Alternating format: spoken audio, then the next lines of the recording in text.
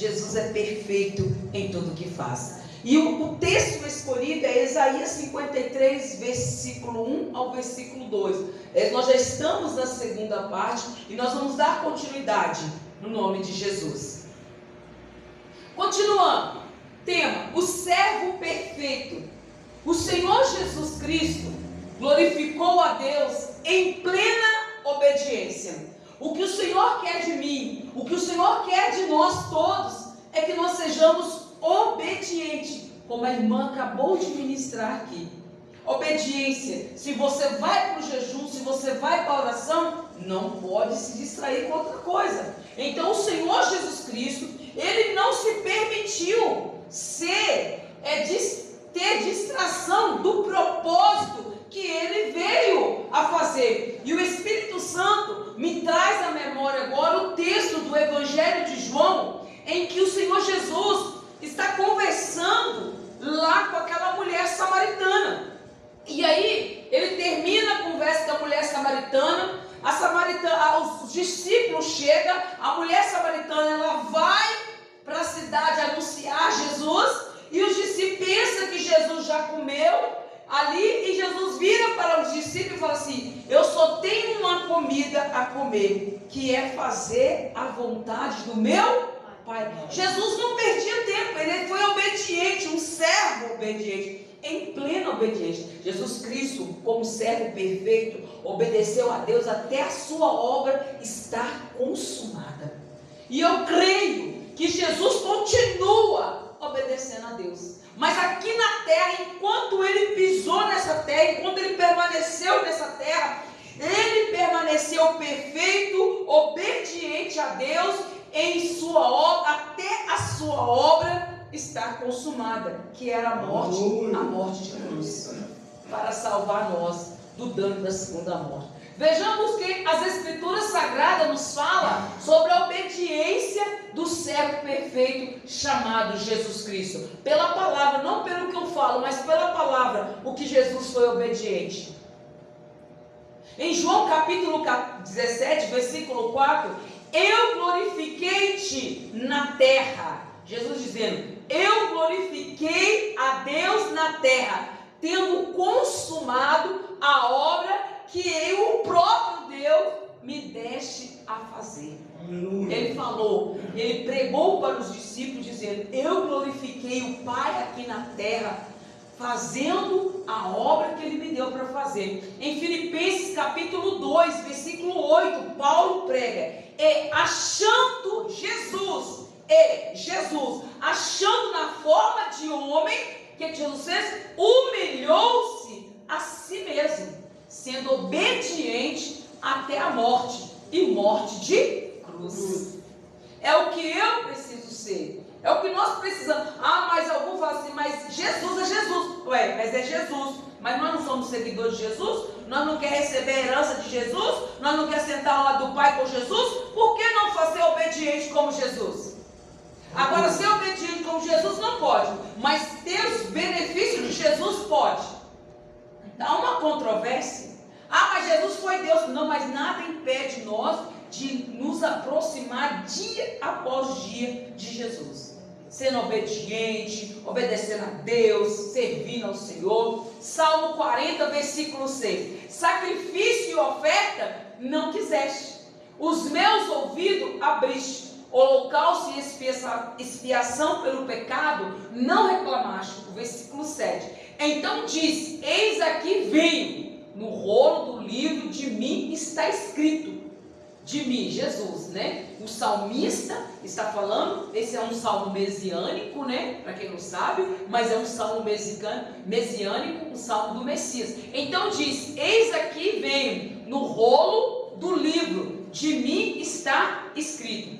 Deleito-me, Jesus falando, o salmista pregando através do Espírito Santo: deleito-me em fazer a tua vontade, ó Deus meu. Sim, a tua lei está dentro do meu coração. Glória a Deus. Ele, Jesus Cristo, foi servo justo de Deus. Ninguém podia culpá-lo de algum pecado. Sim ou não, igreja? Ninguém podia culpar ele de algum pecado. Vamos ler as Escrituras Sagradas mais um pouquinho, amém? Amém. 2 Coríntios, Paulo vai pregar assim, no capítulo 5, versículo 21. Aquele, Rosilene, presta atenção, aquele que não conheceu o pecado, o fez pecado por causa de você, para que nele fossemos feitos justiça de Deus. Então Paulo confirma ali que nele não havia pecado. Em 1 Pedro, capítulo 2, versículo 22, o qual não cometeu pecado, nem na sua boca se achou engano. Por que eu tenho que enganar os outros? Ah, não, mas Jesus não enganou. Mas é Jesus. Mas para que eu tenho que enganar? Eu sou imagem e semelhança de Deus. Para que tem necessidade de ter engano na nossa boca? A natureza adâmica. A natureza adâmica, ela quer justificar algumas coisas. Mas graças a Deus que Jesus veio, né, para ser o nosso segundo Adão e nos mostrar que tem jeito sim de nós ser honesto, ser sincero. Mas não precisa enganar ninguém. Ter um coração puro. É tão gostoso você ter um coração puro, mas as pessoas até falam com você assim: não, fulano é besta demais. Fulano caga na boca dela, não fala nada. Mas não é não, gente. A gente que tem um coração puro, você que procura ter um coração puro, você tem alguém que justifica para você. Isso não significa que você é besta.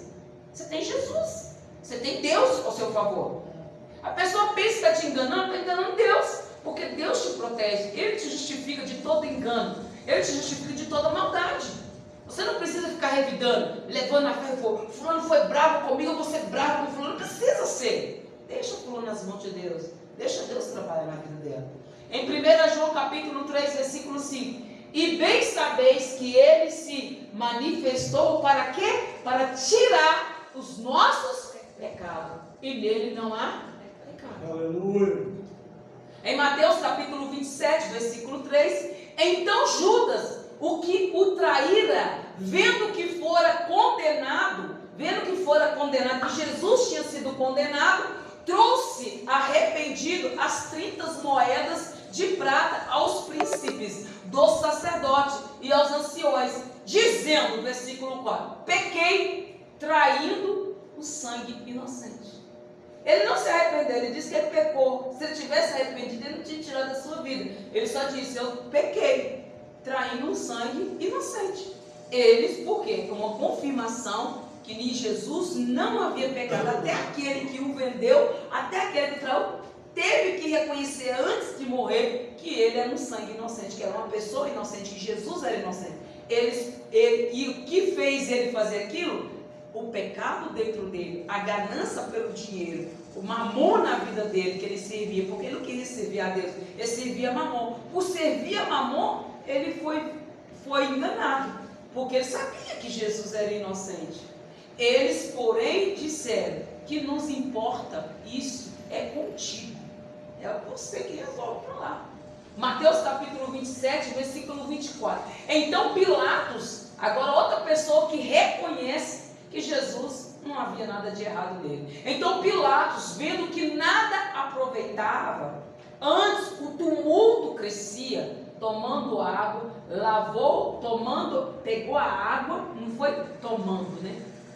Ele não tomou a água, ele pegou a água, lavou as mãos diante da multidão, dizendo: estou inocente do sangue deste justo.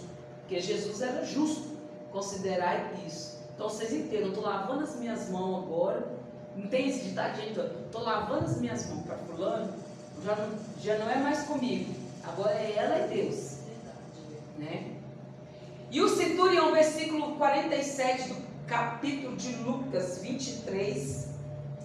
E o centurião, vendo o que tinha acontecido, deu glória a Deus, dizendo: na verdade, este homem que está aí no madeiro era um homem justo. Aleluia. Confirmação do que Jesus não havia pecado. Amém? Amém.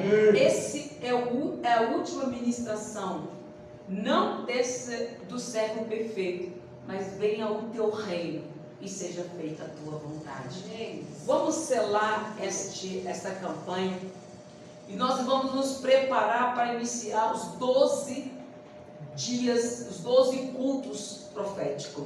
Senhor nosso Deus e Pai, em nome de Jesus, agradecemos o Senhor nessas 2 campanhas que finalizou este mês. Estamos com uma campanha, as 13 mulheres da Bíblia, a qual o Senhor está nos orientando profundamente na palavra. Finalizamos a campanha, o 7 mergulho de Naamã, sabendo e crendo e confiando na vitória. E graças a Deus, houve bastante testemunho. A irmã Rosimar conseguiu seu objetivo, o irmão Gilmar e muitos outros. O tratamento da nossa irmã Ana Flávia. Agora, Pai, a cura, né, da estado de saúde da nossa irmã Joana. A Emanuela também foi curada, meu Deus. Pai querido, Pai amado, nós agradecemos o Senhor por essa campanha tão abençoadora que o Senhor trouxe para as nossas vidas, de maneira sábia, de maneira coerente. Para mim foi um prazer, Senhor, me deleitar não só aqui no altar para ministrar estas campanhas, mas também me preparar, jejuar, orar, ir para o monte, ir para as madrugadas buscar o Senhor. Eu te louvo, Senhor, porque eu saio desta campanha renovada, restaurada, pronta, Senhor, para viver o sobrenatural do Senhor. Assim também com a igreja.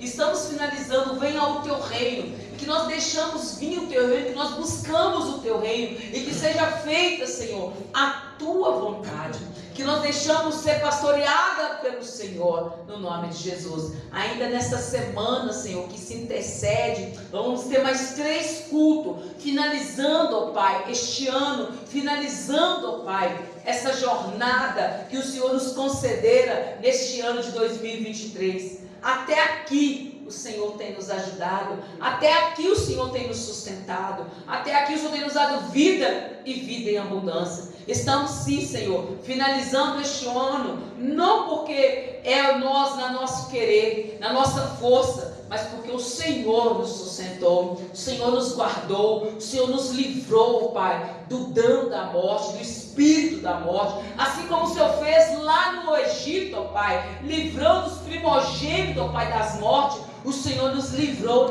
neste ano de 2023. Pai, nós agradecemos o Senhor por esses 12 meses de culto consecutivo, de mudança de tempo, de compra de lote, ó Pai. Tudo foi o Senhor, Pai, que trabalhou em nossas vidas. E começamos a orar, Senhor, para a construção, para a manutenção do reino do Senhor. Ó Deus que tudo sabe, ó Deus que tudo conhece, eu agradeço ao Senhor por essa campanha abençoada. Está selada em nome do Pai, do Filho e do Espírito Santo. Está ligado, Senhor, o que é ligado nessa terra é ligado no céu. E nós agradecemos o Senhor em nome do Pai, em nome do Filho e em nome do Espírito Santo. Amém? Amém. Igreja, quarta-feira